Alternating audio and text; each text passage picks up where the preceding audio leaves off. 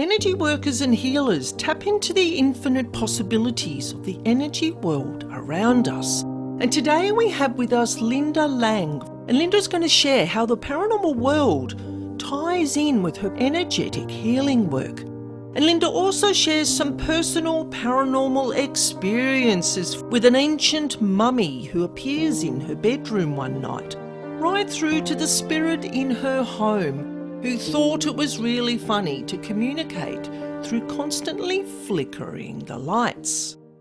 Hello, Linda. It's great to have you here with us today. It's wonderful to be here, Anna. Thank you for inviting me.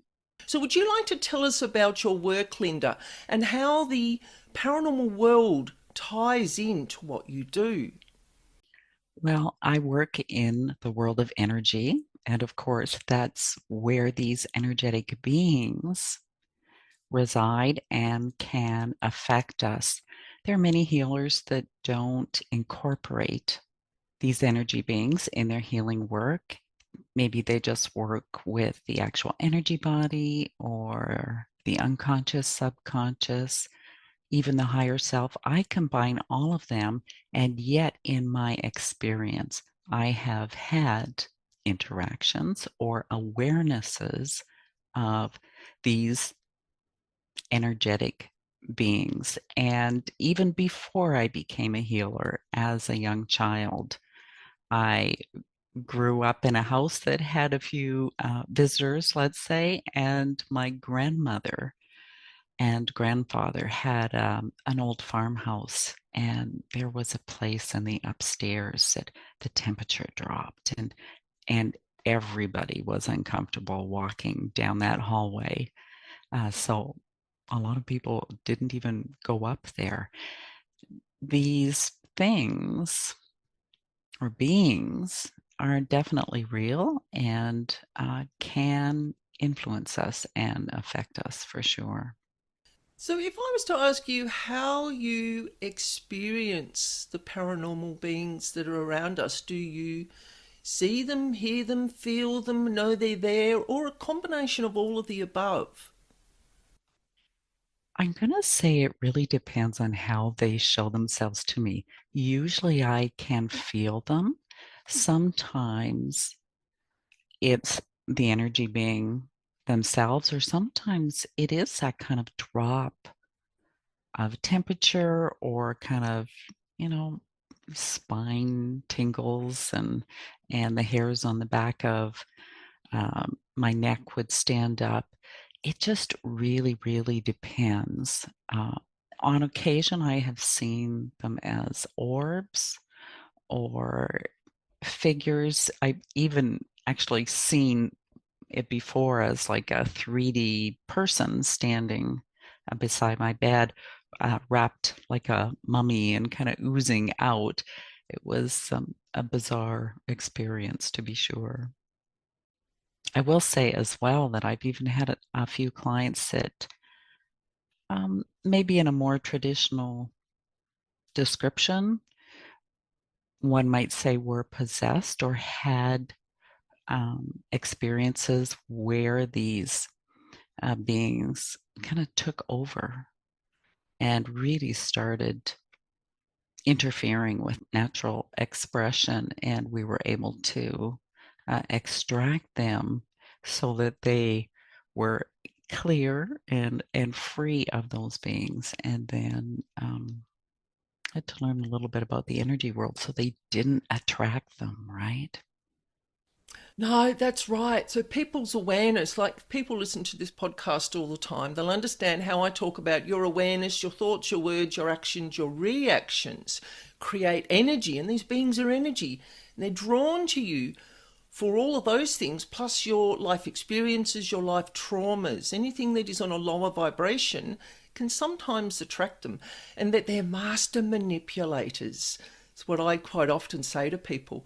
So when you're working with your clients and you find that one of these beings is present, or more than one, because I usually find they travel in groups, do you work with the client first? Do you remove the energy being first? If you were to think about it, or is it totally individualistic for each client's case? I'm going to say that typically, such a good question, Anna.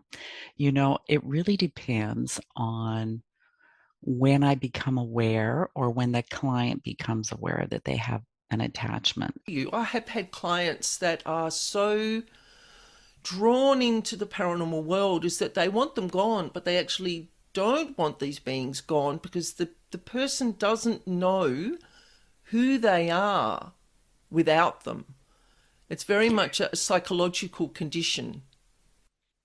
I have had the odd client that was very much connected or almost to the point of addicted, maybe unconsciously addicted to a connection with these spirit beings. I've had a few that kind of had that same perspective with the alien beings as well, that there's that pull and that there's that draw.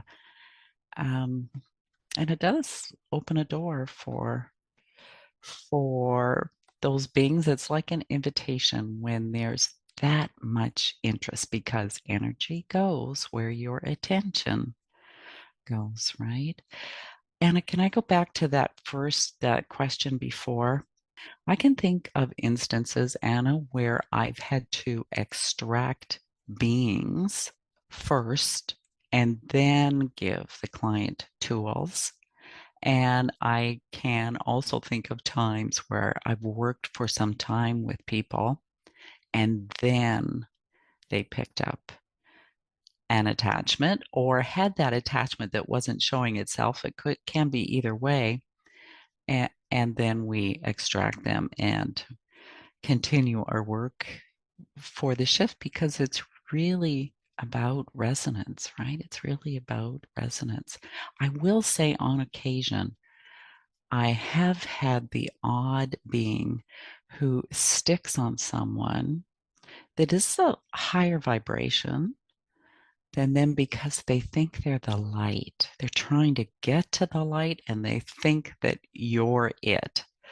That doesn't happen very often, but it can happen particularly if that person is a healer and they're not, thoroughly keeping their energy system clean, that they can kind of hop onto a healer because they think that that's the progression to the light, right?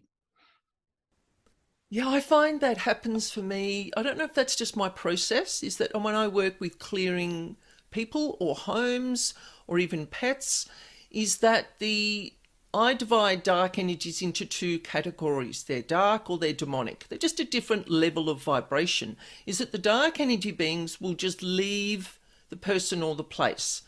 But when it comes to the heavier energy beings, they will find something within me that they attach to. So it'll be an emotion. So I go through my process of clearing the emotions that they're attached to within me. And then I ask them if they want to clear something.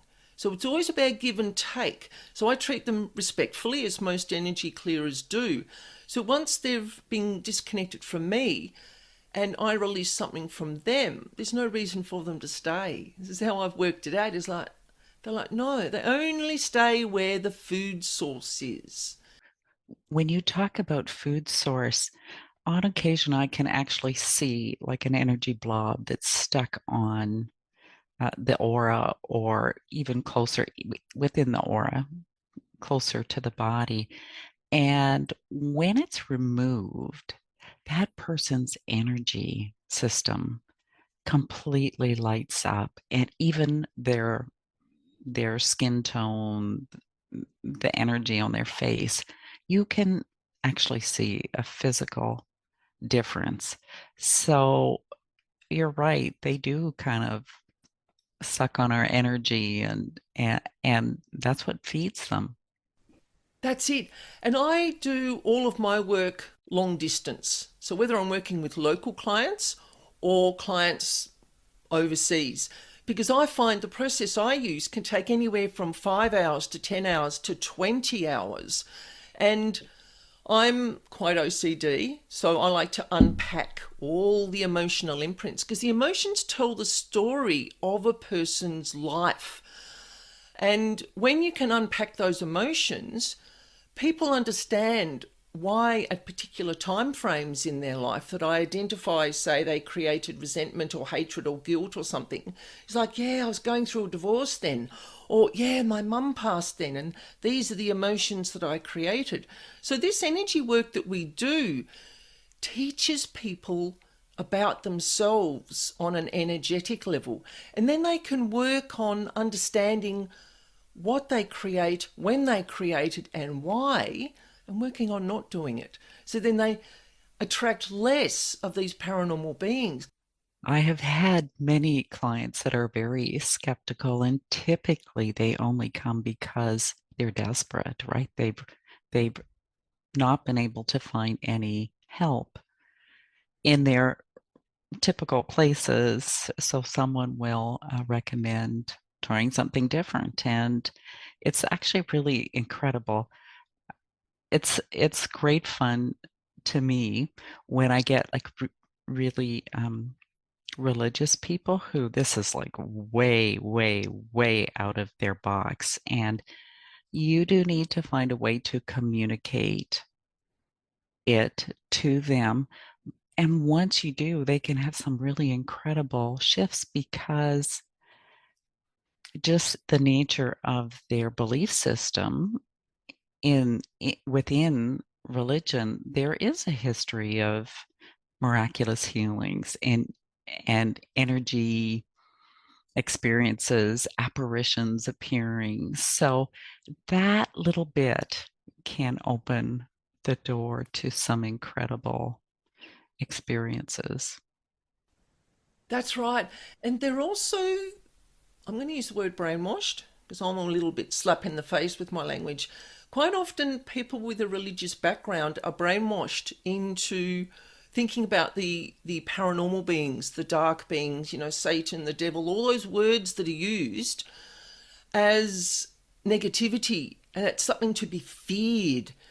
I find that if I teach people to understand the dark realm, why they're here, what they do, why they attach to people, when you take the fear away, people go, "Oh, is that all?" And I'm going, "Yeah, actually, that is absolutely the reason why they're here." And they're like, "Oh, so we were told this and this and this through my whole lives going to church." And I'm going, "That's one approach, but I like to give people a different perspective." And then they go, "Wow." And like you said, it helps change their energy, and they lighten up. They lighten up. They're not going to attract the paranormal beings, because that is my main focus in the work I do. So that's why I always talk about them, because that's what I'm connected to, and that's why I understand it at such a deep level. So do you have any interesting experiences that you would like to share with us today with the paranormal beings? I have a couple actually. The first one I would share with you has to do with a client. Was the first time I saw him, and he was a young adult, and he had had a very scary kind of possession experience. Maybe I would say it like that. He actually caught it on tape where he had his camera and his body started convulsing and he could feel something come in. So he recorded it and he was just very, very disturbed by the experience that he had. And of course, younger male, they drink a lot and party a lot and, you know, that whole kind of thing. And his mother was a very devout Catholic, made him go to the priest, and the priest her to take him to like a mental institute. And thank goodness that his aunt was one of my clients and arranged an appointment. They came, it was almost like the brigade, like the whole family came because they don't know what energy healers are and how scary are we? Are we like witches or some? But I'm pretty harmless. Right? I'm pretty harmless. They came in. I did a session for him. Poof. gone, and he could feel it right away. And that's the first time I worked with him. He came back two more times. He had picked up more the second time, so I had to really be clear on him to ensure that he kept his energy clear. And he was a chef, right? He was a chef in a high-end restaurant.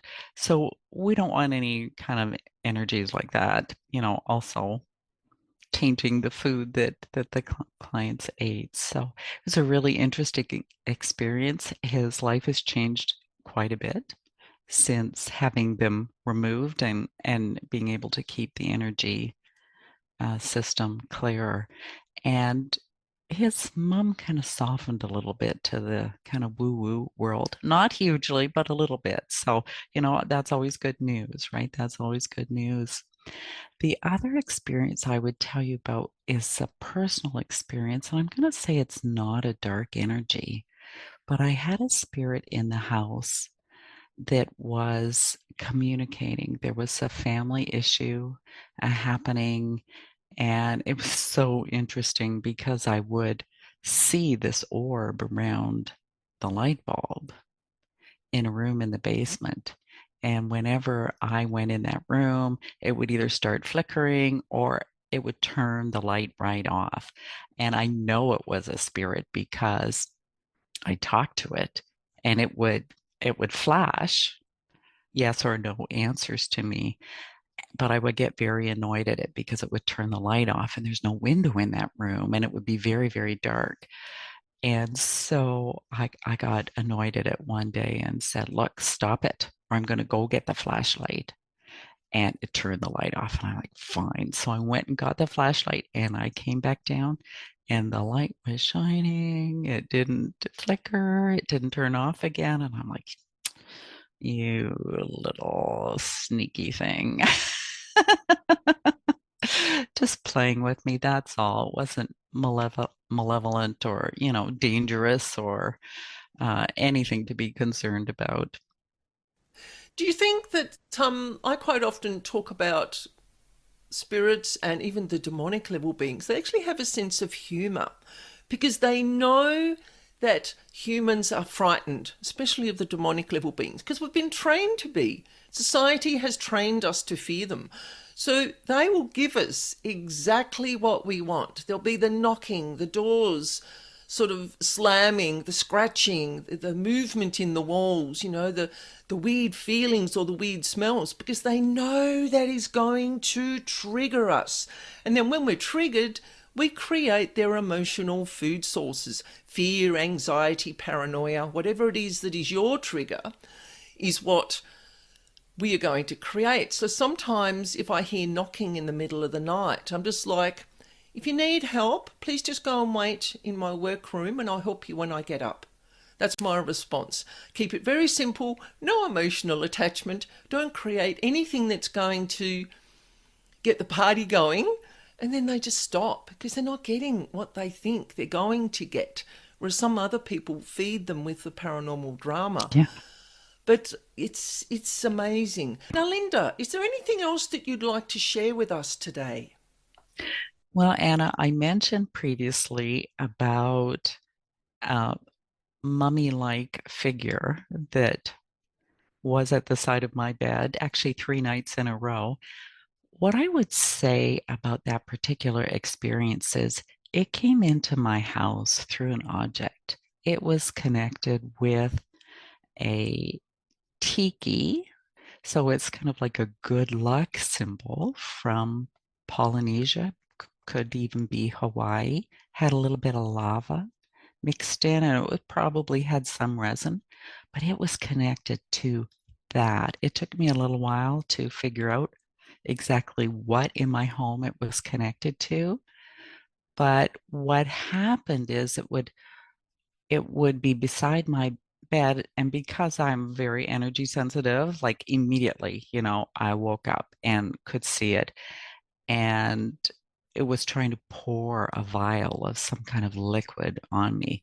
Happened 3 nights in a row, and then I figured out what it was, wrapped this particular thing in a black cloth. I didn't have any problems with it, but I did take it back to Hawaii with me the next time I went for training and donated it to Pele at the volcano and set that set that energy free without giving it the opportunity to connect with someone else who didn't know what to do with it. That's a very valid point. I talk on my podcast a lot about objects carrying energy. I've worked on wardrobes, beds, all sorts of things. Even a crystal, it wasn't actually crystal, it was a mineral that came here into Tasmania from the US. And a friend of mine sells crystals, minerals. She loves it. It is her passion. But she said to me, look, something's changed in my home and I don't know what it is. She had bad dreams. Her husband and she were arguing. Her eating patterns changed. She just couldn't work out what it was. So she asked me to tune into a home. So long story short, there was a silver, sort of grey, flecky coloured mineral. It was a very large chunk of something that was very, very rare, which he told me later. It had not wanted to be dug out of the ground. It was like, how dare you invade my home where I have grown and where I need to be in that location. Now, it came to Tasmania, so she couldn't send it back because she doesn't know where it came from in the US. So what she did is that she wrapped it up in some sort of velvet cloth and she took it out to the west coast of Tasmania, which is very, very dense, very natural bush, mountains, just beautiful. And she did a little ceremony, she dug a hole and she put it back in the earth. It was just, it said to me, I want to go home. And I thought, well, the best we can do for you, because I'm talking to this rock, I'm talking to the vibration in this rock. It went into the earth. Within 2 days, the energy in her home was back to normal. Sleep was normal, dreams were normal. It didn't want to be dug up. So that makes me wonder, how many crystals around the world don't want to be dug up? You know, how many objects carry energy? It's always fascinating. What a story. Yeah, that's one of many. It's what we do affects our furniture as much as items that are being dug up out of the ground. Would you like to share with people how they can connect with you, to talk to you about the healing work that you do, your sessions that you do, your podcast, your YouTube channel? Would you like to share some information about those aspects? Oh, for sure, Anna. Thank you. And thank you again for having me as your guest. So you can reach me at thoughtchange.com. That's probably the easiest way. There is a contact form there. I'm also on Facebook as Linda Lang and on Twitter as Thought Change, on Instagram as Linda Lang at Thought Change. So you'll find me. I do have that beautiful podcast that you were a guest on. So it is called Exploring the Mystical Side of Life. It's on YouTube and all of the podcast channels. It's also on my website. I have a podcast page, so you'll find me there. Been great fun chatting with you. It has been fun, and thank you so much for sharing your experiences and what you do as a healer and helping humanity to raise their vibration. Thank you, Linda. Thank you, Anna.